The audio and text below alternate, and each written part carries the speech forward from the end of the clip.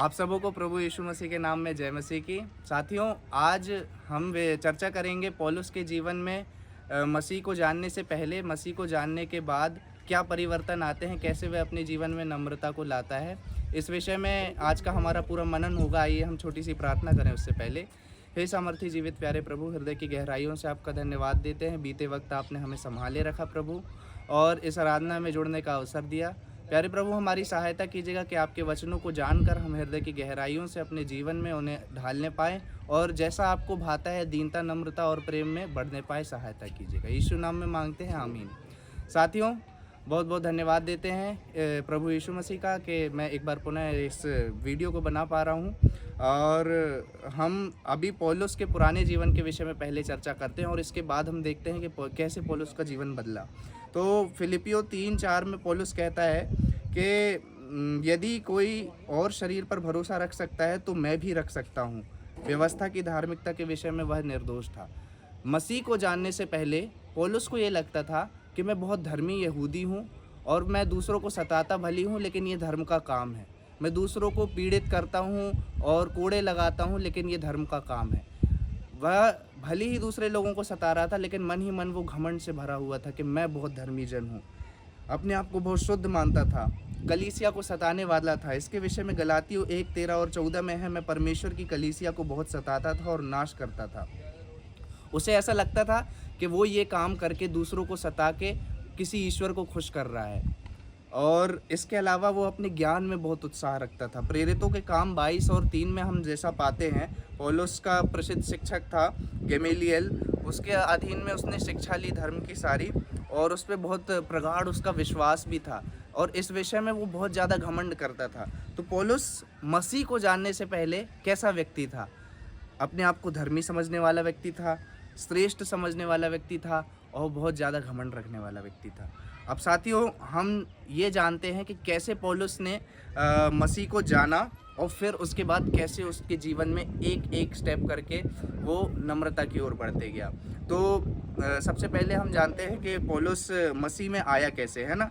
तो मसीह में परिवर्तन आने के लिए हम प्रेरितों के काम 9 में पाते हैं कि वह दमिश्क के मार्ग जा रहा था। दमिश्क के मार्ग पर उसे आत्मा की अगुवाई हुई, मसीह ने दर्शन दिया, बातें हुई कई सारी, और उस दिन से उसकी आंखों के छिलके गिर गए और उसने मसीह को समझा।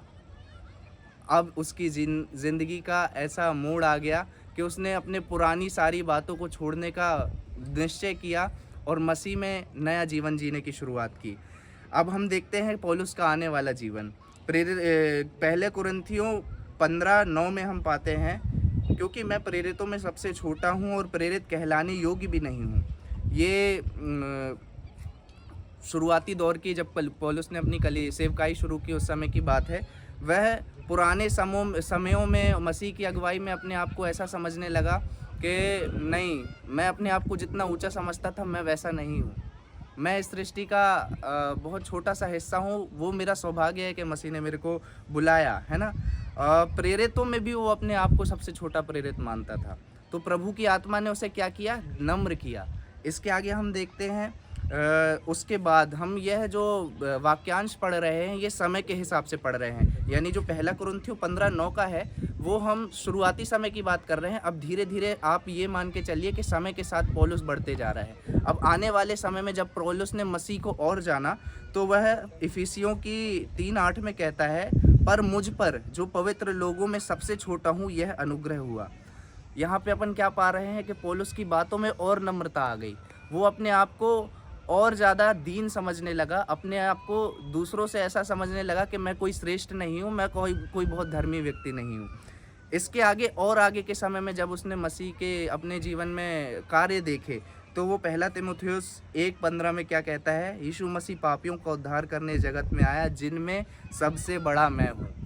ये ऐसा समय था जब पौलुस ने मान लिया कि मेरे पुराने जो पाप थे वो बहुत ज़्यादा थे। मैं तो इस योग्य भी नहीं था कि मसीह के द्वारा मुझे बुलाया जाता। लेकिन साथियों, पौलुस ने इस बात को कबूल किया कि मसीह का लहू सब बातों में श्रेष्ठ है। और इन सब बातों के बाद भी उसने अपने जीवन में इतनी बड़ी कलीसियाएँ चलाईं, इतने लोगों को प्रेरित किया, लेकिन अंत में जो उसका स्वभाव था शुरुआती दौर से कैसा बदल गया, बिल्कुल नम्र और दीन हो गया। पहले जो वो अपने आप को बहुत ज़्यादा धर्मी, श्रेष्ठ और बड़ा समझने वाला व्यक्ति था, आज कैसा बन गया वो, एक नम्र दीन व्यक्ति बन गया जो अपने विषय में किसी बात का घमंड नहीं करता, ना अपने बोलने में, ना अपनी सेवकाई में। वो इस बात पे घमंड करता है कि मसीह ने मुझे बचाया।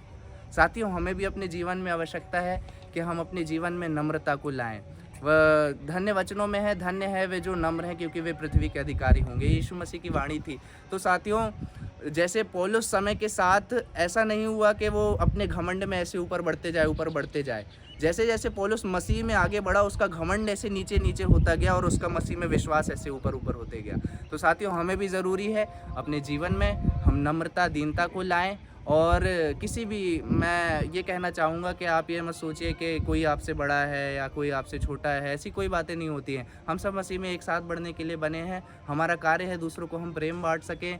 और जैसा वचन भी कहता है कि अंत के समय में जब प्रभु आएंगे तो वो पूछेंगे कि प्रभु, हम उनसे पूछेंगे कि प्रभु तू हमें कब मिला। तो उस समय प्रभु कहेंगे कि मैं अनाथों के तौर पे तुम्हारे सामने आया, दीनों के तौर पे आया, लेकिन तुमने मेरी सुधि नहीं ली।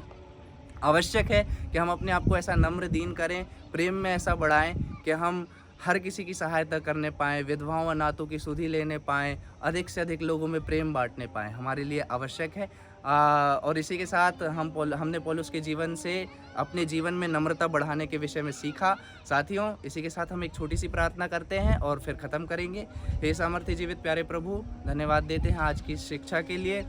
आप हमारी सहायता कीजिए कि जैसा आपको भाता है हमारा जीवन वैसा होने पाए, दीनता, नम्रता, प्रेम में हम बढ़ने पाएँ। वचन कहता है कि सबसे बड़ी आज्ञा ये है कि तू अपने परमेश्वर से अपने सारे तन, मन, धन से प्रेम रखना। हाँ प्रभु, उसके बाद अपने पड़ोसी से अपने समान प्रेम रखना। हम भी प्रेम बाँटने वाले हों और प्रभु हमें नम्र दीन बनाइए प्रभु, और अपने वचन के जो सानिध्य है उसमें रखने की कृपा कीजिए। सारी बातों को आपके हाथों में सौंपते हैं, प्रार्थना यीशु नाम में मांगते हैं। आमीन।